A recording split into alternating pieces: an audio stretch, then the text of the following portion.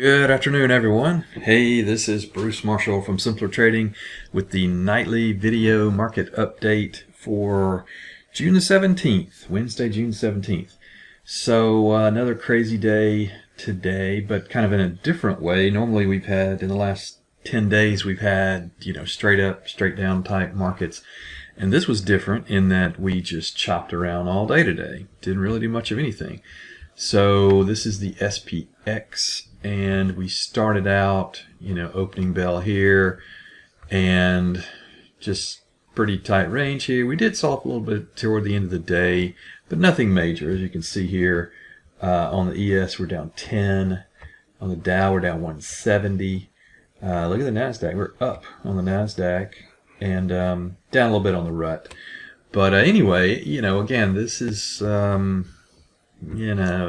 we don't get a lot of movement today, and just more chop than anything else. And we are about to go into the end of this week is monthly expiration, and typically we rally into that, and I could see us maybe selling off a little bit, giving a little bit back tomorrow, kind of in a follow through of this trend down toward the end of the day, and that was caused by a spike in coronavirus cases and things like that. And if that is the case, and we'll see more, if we do indeed see more overnight and tomorrow, I think we probably do go lower. But at the same time, this is, at the moment, is not looking scary.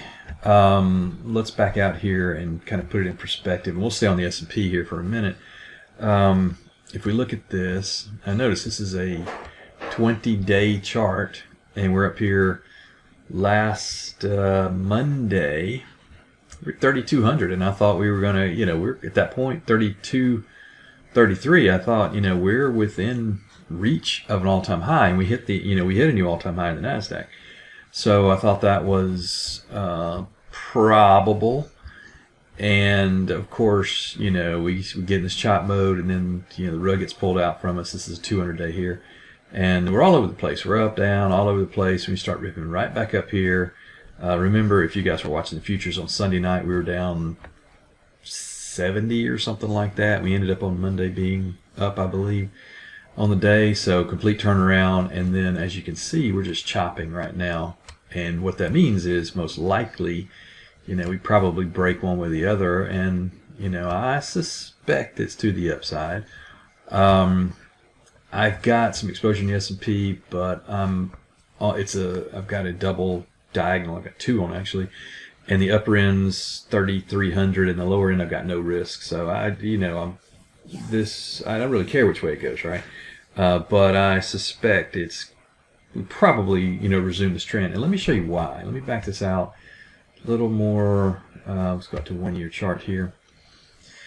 You see the 20-day moving average there. We're probably, you see where now again, this was messy, this big flush down here, and then move right back up. But on the 20 days, about 30.75, would make all the sense in the world if we kind of backed off to that level before starting back up. And let me show you a different view of this.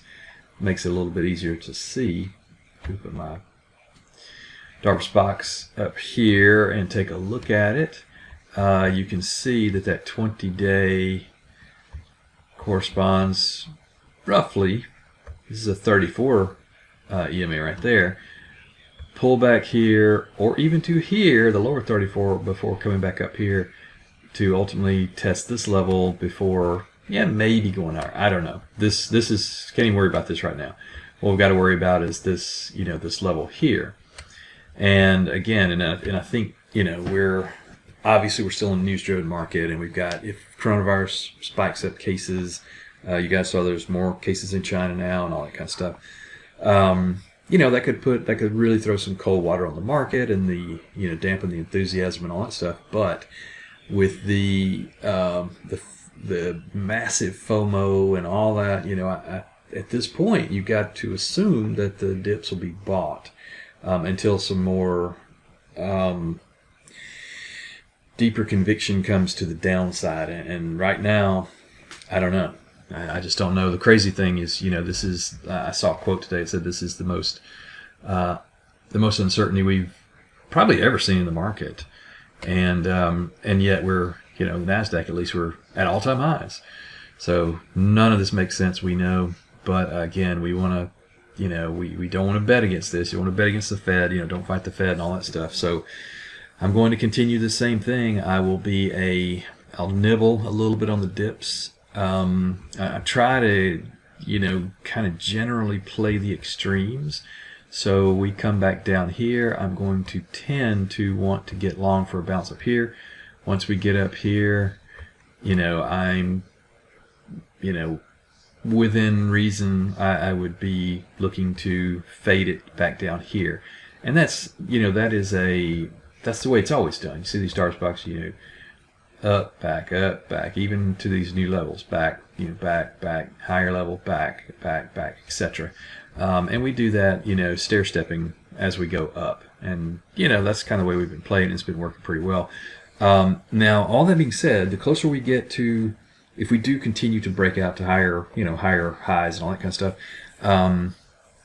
I'll get a lot more interested in putting on some Black Swan deep dive kind of stuff for the fall, and we'll see. But I'm not to that point yet, and so no reason to. And I'm very, very, very light. I've only got I think 2 trades on right now, and they're both in the S&P. So I don't really need to hedge. Again, I was saying this the last couple of weeks. I've gone to cash. I've been light and just really being nimble trying to trade this. So that I think is the best approach. Don't get too committed one way or the other, and just be careful out there. So that's what I've got for today. We'll take a look at it next week and see what has changed. But again, remember option expiration on Friday, monthly expiration, and triple witching and all that. So I would expect it to be, whatever happens tomorrow, if we go down tomorrow, I would be expecting to bounce into Friday based on what I see right now. So that's what I've got. So I hope this helps make sense, and I will see you at the next update. Thanks.